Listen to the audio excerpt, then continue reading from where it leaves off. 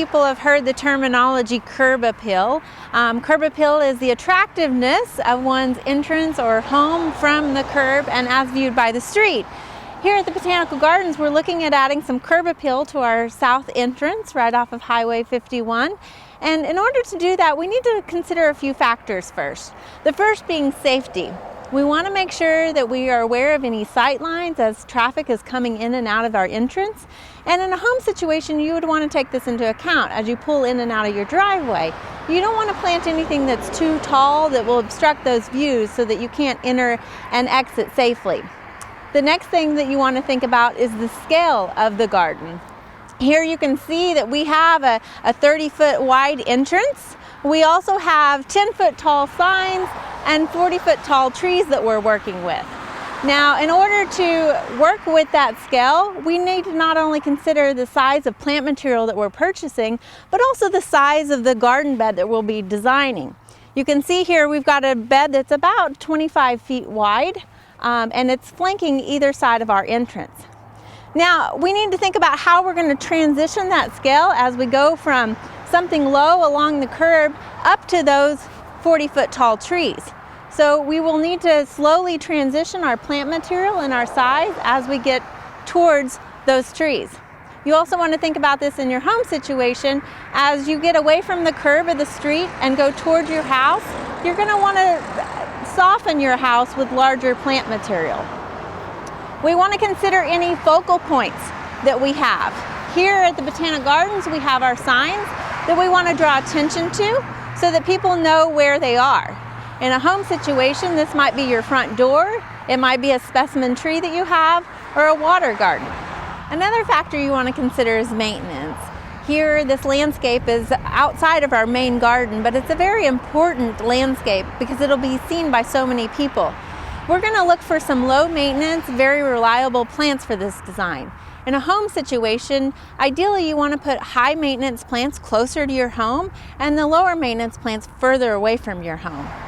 The final factor that you want to consider is color. In this situation, we're designing for traffic that's going by at about 45 miles an hour, so we want to use bright colors that jump out at the viewer's eye. In a home situation where you might have traffic that's going by slower, you could use softer colors.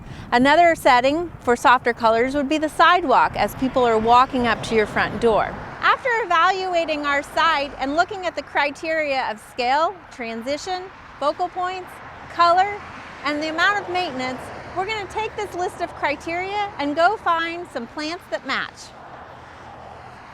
We have now taken those concepts and applied them to our landscape. You can see behind us we have it planted. You'll notice that we have a lot of bright colors. We have bright yellows and oranges to really grab the viewer's attention.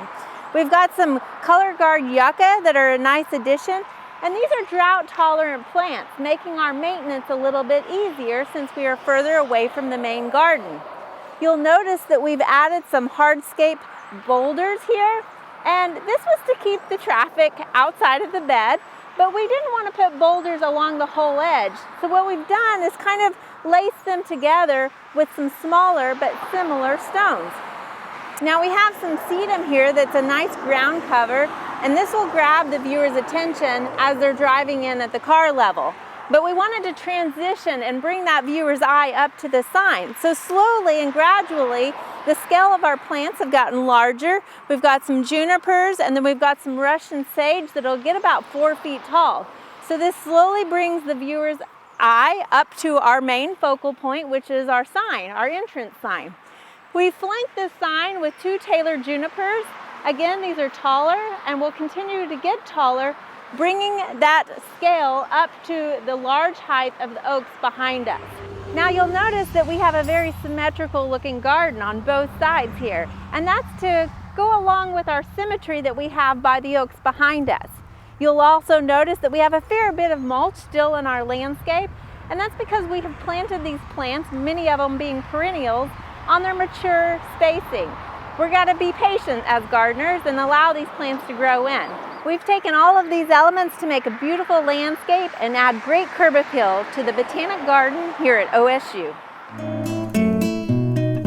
We hope you enjoyed this video. It's part of our Oklahoma Gardening YouTube channel. You can can also find even more videos on our OK Gardening Classics YouTube channel. And join us on social media for great gardening tips, photos, and discussion.